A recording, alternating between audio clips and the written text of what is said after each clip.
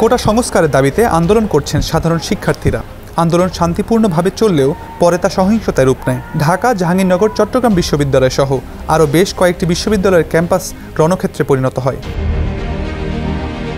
15 জুলাই ঢাকা বিশ্ববিদ্যালয়ে কোটা আন্দোলনকারী শিক্ষার্থীদের ওপর ছাত্রলীগের হামলার ঘটনার পরপরই সরকারি চাকরিতে কোটার প্রতিবাদে আহত অন্তত 100 বাংলাদেশি শিক্ষার্থী শিরোনামে সংবাদ প্রকাশ করেছে আল জাজিরা। প্রতিবেদনে বলা হয়েছে, বাংলাদেশের ক্ষমতাসীন দল আওয়ামী লীগপন্থী ও সরকারি চাকরিতে কোটা বিরোধী বিক্ষোভকারীদের মধ্যে সহিংস সংঘর্ষে অন্তত 100 শিক্ষার্থী আহত হয়েছে। রয়টার্সের প্রতিবেদনে বলা হয়েছে, সরকারি চাকরিতে কোটা পদ্ধতির অবসানের দাবিতে আন্দোলনকারী ও ক্ষমতাসীন দলের অনুগতদের মধ্যে সংঘর্ষে সারা বাংলাদেশে 100 জনের বেশি শিক্ষার্থী আহত হয়েছে। পুলিশ ও প্রত্যক্ষদর্শীদের বরাতে এই তথ্য জানিয়েছে বার্তা সংস্থাটি।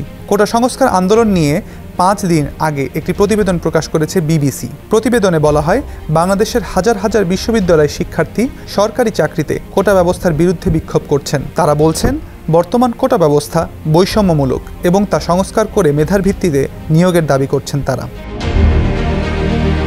16 জুলাই কোটা সংস্কার আন্দোলনকারীদের ওপর হামলা নিয়ে প্রতিবেদন করেছে সংবাদ মাধ্যম আনাদোলু এজেন্সি। তারা বলছে, 15 জুলাই বাংলাদেশের বিশ্ববিদ্যালয় ক্যাম্পাসে সরকারি চাকরিতে কোটা নিয়ে আন্দোলনরত শিক্ষার্থীদের সঙ্গে ক্ষমতাসীন দলের অনুগত বিক্ষোভকারীদের পাল্টাপাল্টি সংঘর্ষে শত শত মানুষ আহত হয়েছে। প্রধানমন্ত্রী শেখ হাসিনার বক্তব্যের প্রতিবাদে হাজার হাজার শিক্ষার্থী ঢাকা বিশ্ববিদ্যালয়ের ক্যাম্পাসে জড়ো হলে এই সংঘর্ষ শুরু হয়।